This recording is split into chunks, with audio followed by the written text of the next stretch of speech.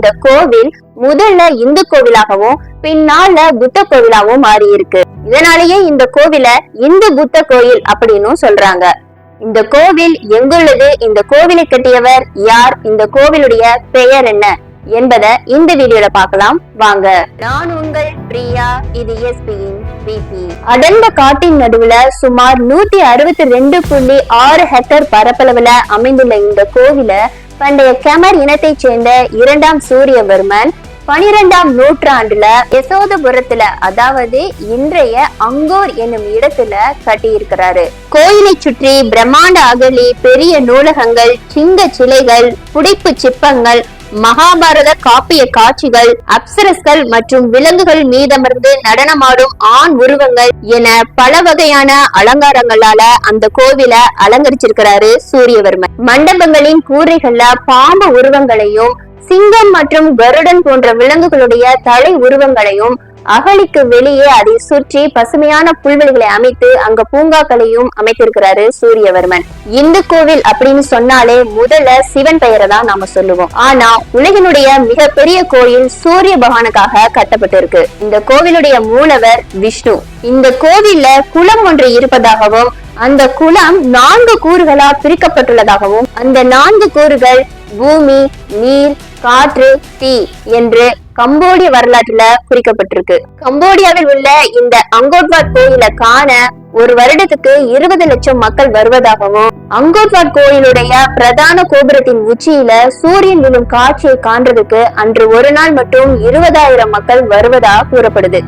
இந்த நடு கோபுரத்துடைய உயரம் 65 மீட்டர், அதாவது கீழிருந்து 213 அடி. இத இந்து புராணத்துல பிரபஞ்சத்தின் மையப்புள்ளி அப்படின்னு சொல்லக்கூடிய மேரு மலையோட ஒப்பிடுறாங்க. கோவிலுடைய பிரதான நுழைவாயில் சதுரங்க வடிவத்துல இருப்பதாகவும், இந்த கோவில 4 பாகங்களா பிரித்து கட்டியிருப்பதாகவும் கூறப்படுது. இந்து தர்மப்படி முதல்ல நாகலோகம், அடுத்து யமலோகம், அடுத்து பூலோகம், கடைசியா தேவர்கள் வாழும் சொர்க்கலோகம் என வரிசைப்படி பிரித்து கட்டப்பட்டுள்ளதா நம்பப்படுது.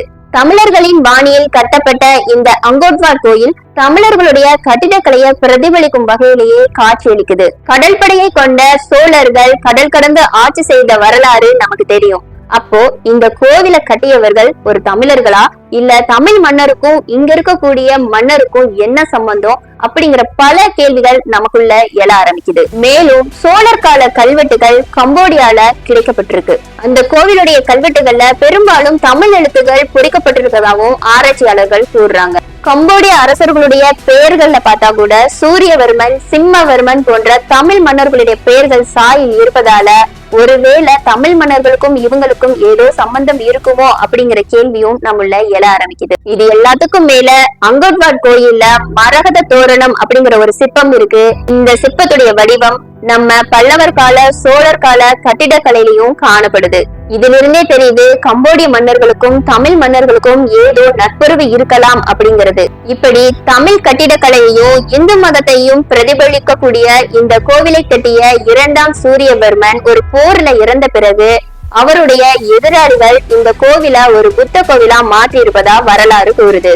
தற்போது அங்கோட்வாட் கோயிலுடைய நடுப்பகுதியில புத்தர் சிலை இருக்கு.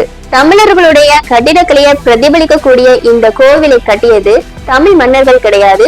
தமிழ் மன்னர்களுக்கு கப்பம் கட்டிய கம்போடிய கெமர் இனத்தை சேர்ந்த 2ஆம் சூரியவர்மன் கட்டியது.